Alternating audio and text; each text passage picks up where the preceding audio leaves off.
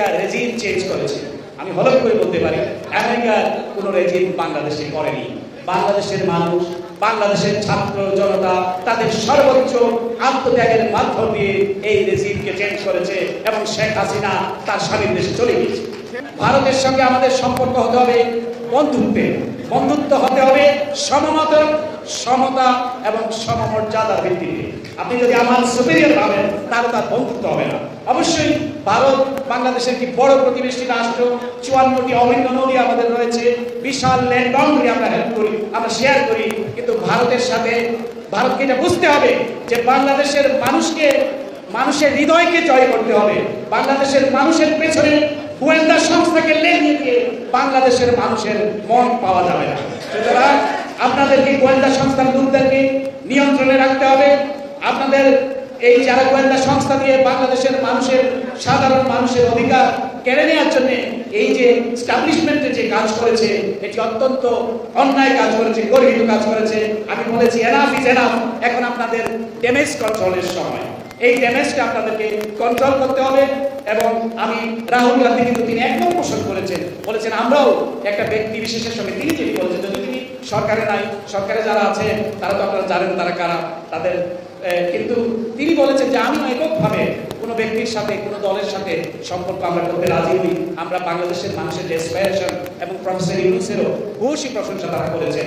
বেগম খালেদা জিয়ার সরকারি প্রেস সচিব আমি ছিলাম না, আমি ছিলাম বাংলাদেশের নির্বাচিত প্রধানমন্ত্রী সরকারি প্রেস সচিব। সুতরাং তিনি নির্বাচিত ছিলেন 2006 সালে।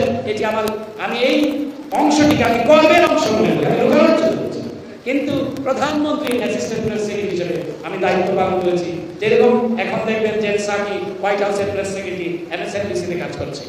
এই শেখ হাসিনা যখন সর্বশেষ জাতিসংঘে গিয়েছে, হঠাৎ একটি টেলিফোন বেজে উঠল।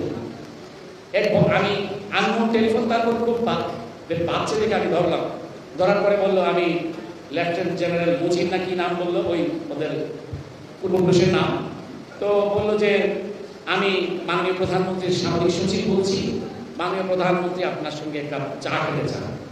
আমি বললাম যে আপনারা চায়ের সংস্কৃতিটা কি আটলান্টিক ওপারে নিয়ে আসছেন, গোবা টুঙ্গিপাড়া থেকে, এখন আটলান্টিকের ওপারে আপনারা চায়ের সংস্কৃতিটা নিয়ে আসছেন।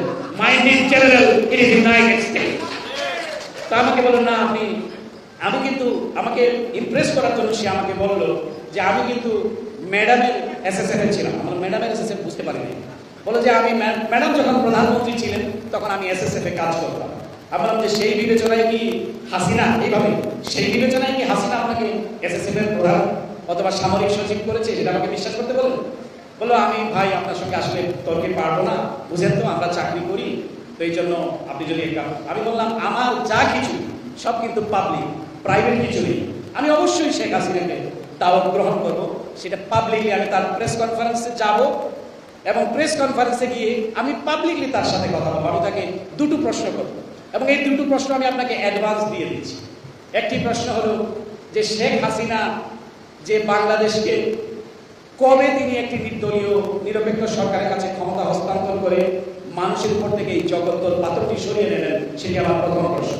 দ্বিতীয় প্রশ্নটি হচ্ছে যে তিনি কি কোনো সেই অনুভব করেন, কোনো লজ্জা অনুভব করেন যে 700 মানুষকে খুন করে ক্ষমতায় আঁকড়ে থেকে ইউনাইটেড নেশনসে সরকারি টাকা খরচ করে পিকনিক করতে আসছেন, এতে কিন্তু কোনো লজ্জা অনুভব করেন কিনা? এই দুটি প্রশ্ন আমি তারপরে সে বললো, আমি বললাম যে আমাকে এখন একটা ব্রিফিং করতে হবে, ধরতে হবে।